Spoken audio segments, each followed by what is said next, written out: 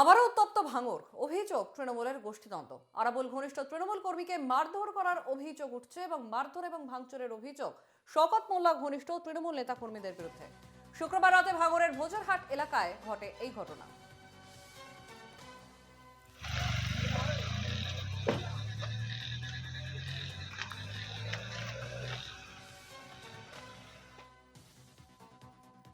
দলের কাছে বলবো, আমার নেত্রীর পায়ে ধরে বলবো, আমার নেতা অভিষেক বন্দ্যোপাধ্যায়ের পায়ে ধরে বলবো যে আপনারা এটা দেখুন, ভাঙড়টা যেন শান্তি ফিরে আসে, শান্তিপূর্ণভাবে ভাঙড়ের মানুষ তৃণমূল কংগ্রেস করতে পারে।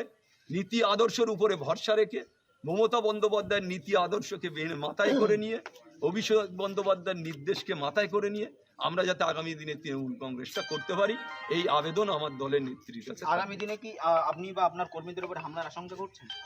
আমি 100 বার ভাবছি, আমার কোনো সিকিউরিটি নেই, আমার যে কোনো সময় ওরা আমার উপরে আক্রমণ করতে পারে। আমি সেটা প্রশাসনকে বলেছি, সব জায়গায় বলেছি, ডিসি থেকে শুরু করে, সিপি থেকে শুরু করে, মানে একেবারে ওসি থেকে শুরু করে সবার কাছে আমার জীবনের আশঙ্কা নিয়ে আমি সবার কাছে জানিয়েছি। এখনো পর্যন্ত আমার ব্যাপারে কোনো কেউ কিছু ভাবেনি বা কোনো কিছু করেনি।